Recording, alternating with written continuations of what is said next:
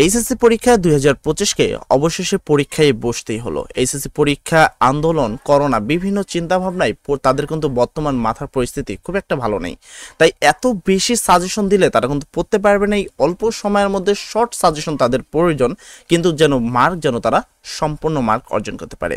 তাই এইচএসসি পরীক্ষা 2025-এর বাংলা প্রথম পত্রের ফাইনাল সাজেশন তোমাদের সামনে নিয়ে আসলাম। খুব অল্প সংখ্যক প্রশ্ন রেখেছে, যেখানে এমসিকিউ এবং সিকিউ কোথা থেকে কিভাবে পড়তে হবে সকল বিষয়টার ডিটেলিং তোমাদের জন্য তৈরি করেছি। আমি বিগত 7 বছরের মধ্যে যতগুলো বোর্ড পড়েছি তাদের মধ্যে সবচেয়ে শর্ট সাজেশন আজকে তোমাদের দিতে চলেছে, এবং এই সাজেশন থেকে 100% কমন পাবা, এতটুকু গ্যারান্টি তোমাকে আমি আশ্বস্ত করতে পারি। যারা আমাদের সাজেশনে পড়ে গেছে, অন্তত প্রথম একটা দিন যদি যারা বিশ্বাস করেছে, তারা প্রতিদিন আমাদের সাজেশন ফলো করেছে। এবার দেখো এইচএসসি পরীক্ষা 2025-এর জন্য ফাইনাল সাজেশন কি রেডি করলাম আমরা। সর্বপ্রথম যদি তোমাদের কথা বলি, তোমাদের সৃজনশীল প্রশ্নর বিষয়ে, সৃজনশীল এবং এমসিকিউ আলাদা আলাদা করতে হবে, কেননা সৃজনশীলের জন্য কম সংখ্যক পড়তে হবে, আর এমসিকিউর জন্য কোথা থেকে পড়তে হবে সেই বিষয়টাকেও কিন্তু আমাদের মাথায় রাখতে হবে, যেহেতু এখানে 100তে 100 পাওয়ার একটা বিষয় আমরা রেখেছি। তোমরা জানো যে তোমাদের ক বিভাগে গদ্য অংশ থাকবে, 4টি প্রশ্ন থাকবে, তো মিনিমাম তোমাকে এখান থেকে 2টি প্রশ্নের উত্তর অবশ্যই করতে হবে। খ বিভাগে তোমাদের থাকবে কবিতা অংশ, যেখানে 3টি প্রশ্ন থাকবে, যার মধ্যে তোমাকে 2টি প্রশ্নের উত্তর করতে হবে। গ বিভাগ থাকে উপন্যাসে তোমাদের 2টি প্রশ্ন থাকবে, তার মধ্যে যখন একটি প্রশ্ন মিনিমাম উত্তর করতে হবে। ঘ বিভাগে থাকে নাটক, যেখানে 2টি প্রশ্ন থাকবে এবং একটি প্রশ্ন উত্তর তোমাকে করতে হবে। মোট তোমাকে 60টি সৃজনশীল প্রশ্নের উত্তর করতে হবে। প্রতিটি সৃজনশীল প্রশ্ন লেখার জন্য তুমি 18 থেকে 21 মিনিটের বেশি সময় পাবা না। কেউ যদি 18 থেকে 21 মিনিটের বেশি সময় নেয় একটা সৃজনশীল প্রশ্ন লিখতে, তাহলে শেষের দিকে গেলে সে কিন্তু লিখতে পারবে না বা কভার করতে পারবে না। বাংলাতে একটা বড় বিষয় হলো অবশ্যই সৃজনশীল প্রশ্ন কভার করে দিয়ে আসা। এবার কথা হলো আমরা সৃজনশীলের জন্য কি কি পড়বো এবং এমসিকিউর জন্য আলাদাভাবে কি কি পড়বো, সকল বিষয়টা একটু দেখে নিব। প্রথমে আমরা সিকিউর জন্য দেখবো যে এই গল্পগুলো সবচেয়ে, যদিও সিকিউ এমসিকিউ দুইটাই এখান থেকে আসে, তো প্রথমে আমরা সিকিউ দেখবো, দেন আমরা সৃজনশীল দেখবো, তারপরে আমরা এমসিকিউ প্রশ্ন দেখব। প্রথমে ক বিভাগ, যেটা হলো গদ্য অংশ, যার জন্য তোমাকে পড়তে হবে অপরিচিতা, তারপর পড়তে হবে তোমাকে বিলাসী, আমার পথ, মানব কল্যাণ, মাসে পেশে, 52 দিনগুলো, রেইনকোট। যেহেতু তোমার কাছে আপাতত খুবই সময় কম রয়েছে, বিশেষ করে তুমি 3টা পড়তে পারো, অপরিচিতা, মাসে পেশে এবং রেইনকোট। এই 3টে গল্প পড়লে এখান থেকে মিনিমাম 2টা সৃজনশীল প্রশ্ন তুমি কমন পাবা। বাকিগুলো দেওয়া হয়েছে এমসিকিউর জন্য কাজে লাগবে, যেহেতু এখানে তোমাকে শর্ট দিলে তো হবে না, টোটাল মার্ক অর্জন করতে হবে। খ বিভাগ হলো কবিতা থেকে তুমি পড়বা হলো সোনার তরী, বিদ্রোহী, তারপর যদি আমরা এপাশে আসে, তো এখানে তারপর পড়তে হবে প্রতিদান, তাহারে পরে মনে, 18 বছর বয়স, ফেব্রুয়ারি 1969, আমি কিংবদন্তির কথা বলছি। এখানে তোমাকে সবচেয়ে বেশি গুরুত্ব দিয়ে পড়তে হবে, তুমি যদি খেয়াল করো, সোনার তরী তোমাকে সবচেয়ে বেশি গুরুত্ব দিয়ে পড়তে হবে কবিতার মধ্যে। পাশাপাশি তোমাকে এই পাশে এসে পড়তে হবে 18 বছর বয়স, খুবই গুরুত্ব সহকারে তোমাকে এটা দিতে হবে। আমি কিংবদন্তির কথা বলছি, এইটাও খুবই গুরুত্ব সহকারে পড়তে হবে। শেষ সময়ের মধ্যে মিনিমাম একদিনের মধ্যে হলেও এই 3টা কবিতা তোমাকে কমপ্লিট করতে হবে, এবং কবিতা যত ভালো যদি পারো মুখস্থ করে ফেলো, কেননা কবিতা থেকে যে এমসিকিউ প্রশ্নগুলো আসে সেগুলো কিন্তু কবিতার লাইন টু লাইন আসে। তাই কবিতা যদি একবারে মুখস্থর মতো হয়ে থাকে, সেক্ষেত্রে তুমি খুব অনায়াসে কিন্তু করতে পারবা।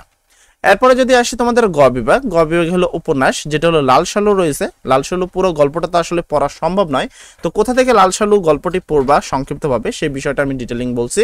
সেম ভাবে ঘ বিভাগে তোমাকে পড়তে হবে হলো সিরাজউদ্দৌলা। এইটাও তো ফুল গল্প একবারে, এখন অন্তত শেষ সময় একদিনের মধ্যে আর পড়া সম্ভব নয়, তো কিভাবে পড়া যায়, তো এই বিষয়টা নিয়ে আমি তোমাকে ডিটেলিং বলবো। তো সর্বপ্রথম আসি যে এই যে বিষয়গুলো সেটা কিভাবে পড়বা, ঠিক আছে। তো এই যে গল্পগুলো রয়েছে বইপের, তারপর তোমার সিরাজউদ্দৌলার যে গল্পগুলো রয়েছে, এই গল্পগুলো তোমাদেরকে কাকতাড়ুয়া এবং সিরাজউদ্দৌলার নাটকটা যেটা রয়েছে বইপের, এই নাটকটা কোথায় পাবে এটা বলছি। তার আগে তোমাকে একটু এমসিকিউর জন্য বলি যে কি কি এমসিকিউ পড়তে হবে। এমসিকিউ সর্বপ্রথম পড়তে হবে মেন বই পড়তে হবে, বিশেষ করে এই যে যেই গল্পগুলো তোমাদের দিলাম, এই গল্পগুলো বিশেষ করে তোমাকে পড়তে হবে মেন বই থেকে। এই গল্পগুলো ম্যাক্সিমাম যতটুকু সম্ভব, বিশেষ করে কবিতার প্রত্যেকটা লাইন মনে রাখা দরকার, ঠিক আছে। বিগত সালের প্রশ্ন থেকে সবচেয়ে বেশি ইম্পর্টেন্ট হলো মেন বই। একটা বিষয় কি, প্রথম পত্র মানে বাংলার প্রথম পত্র এবং বাংলা দ্বিতীয় পত্রের মেন বইয়ের কোনো বিকল্প নেই, এরপরে তুমি পাশাপাশি মেন বই যদি তোমার একবারে কভার হয়ে যায়, একবার ক্লিয়ার হয়ে যায়, এই সম্পর্কে তোমার কোনো দ্বিধাদ্বন্দ্ব না থাকে, সম্পূর্ণ বিষয়টা তোমার ক্লিয়ার থাকে, সেক্ষেত্রে তুমি করতে পারো তোমার সাপ্লিমেন্ট অথবা টেস্ট পেপার যেটা তোমার কাছে আছে, যদি সাপ্লিমেন্ট থাকে অথবা টেস্ট পেপার থাকে যেটা তোমার কাছে আছে 2017 টু 2023 সাল, 2017, 2018, 2019, 2020, 21, 22, 23 এই যে প্রশ্নগুলো আছে 2017 থেকে 2023 সাল পর্যন্ত যতগুলো এমসিকিউ বোর্ড রয়েছে সবগুলো প্র্যাকটিস করতে হবে, যে বিগত সালের প্রশ্নগুলো কেমন আসে সেই বিষয়টা ডিটেলিং জানতে। কিন্তু মেইনলি প্রশ্ন কিন্তু আসবে মেন বই থেকেই, ঠিক আছে? তো এই গল্পগুলোর পাশাপাশি এবার আমি আরেকটা বিষয় বলবো, যে লাল সালো এবং সিরাজউদ্দৌলার যে গল্পটা মানে নাটক বই পেয়ে, তো এই যে দুইটা বিষয় লাল সালো আর সিরাজউদ্দৌলা, এই দুইটা বিষয় তুমি কোথায় পাবা? দেখবা এই বিষয়টা আমাদের চ্যানেলে রয়েছে, সেইখানে তুমি খুব অনায়াসে লাল সালো এবং বই পেয়ে একটা ছোট্ট ভিডিও দেখার মাধ্যমে সম্পূর্ণ প্রশ্নটাই ক্লিয়ার করতে পারবে। আর একটা বিষয় তোমাদেরকে আমি ক্লিয়ার করতে চাই, যেহেতু বাংলা প্রথম পত্র বিষয়, এখানে কিন্তু লিখিত তো মার্ক রয়েছে, যাদের লেখা যত সুন্দর হবে মার্ক তত ভালো হবে। আর বিশেষ করে প্রত্যেকটা প্রশ্নের জন্য প্যারা বাই প্যারা বা কিভাবে লেখাগুলো সুন্দর করে উপস্থাপনা করা যায়, এর উপরে যদি তোমরা চাও তাহলে আমি একটা ভিডিও তোমাদের উপস্থাপনা করতে পারি, যে এই পয়েন্টটা এইভাবে লিখবা, এইভাবে ডিজাইন করবা, এইভাবে লিখবা। এইভাবে যদি পয়েন্টগুলোকে উপস্থাপন করতে পারো তাহলে 10-এর মধ্যে তুমি 10 পাবা, অথবা 10-এর মধ্যে তুমি 9 ইজিলি পাবা। যদি কমেন্ট সেকশনে তোমরা সবাই এই বিষয়টা চাও, এই বিষয়ের উপরে যদি কোনো ভিডিও চাও, তাহলে অবশ্যই তোমাদেরকে দিব। ও হ্যাঁ, আরেকটা কথা, এই যে তোমার যে প্রশ্নগুলো রয়েছে এখানে একটা কথা রয়েছে, 60টি সৃজনশীল প্রশ্ন তুমি যে কোনো জায়গা থেকে করতে পারো।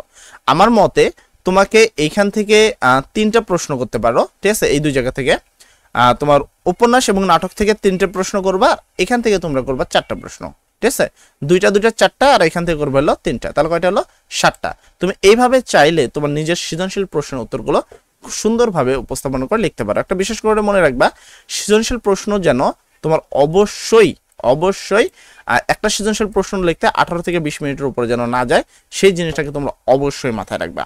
যাই হোক, আর সামনে এমসিকিউর জন্য তোমাদেরকে ক্লাস আসছে, যেখানে এমসিকিউ কিভাবে 30-এ 30 পাবা সেই বিষয়টার উপরে ফাইনাল ক্লাস আজকে সন্ধ্যার সময় আমরা দিতে চলেছি। ফেসবুক অথবা ইউটিউব তুমি যে কোনো জায়গায় আমাদের চ্যানেলে পেয়ে যাবা, তার জন্য চ্যানেলটি সাবস্ক্রাইব করে আমাদের সাথে থাকবা। সন্ধ্যার সময় লাইভ ক্লাসে তোমাদের সাথে আবার দেখা হবে। সবাই ভালো থাকবা, সবার জন্য দোয়া করি, অনেক সুন্দর যেন পরীক্ষা দাও, A+ যেন সবাই পাও, সবার ক্যারিয়ার যেন অনেক ভালো কিছু করো। আসসালামু আলাইকুম।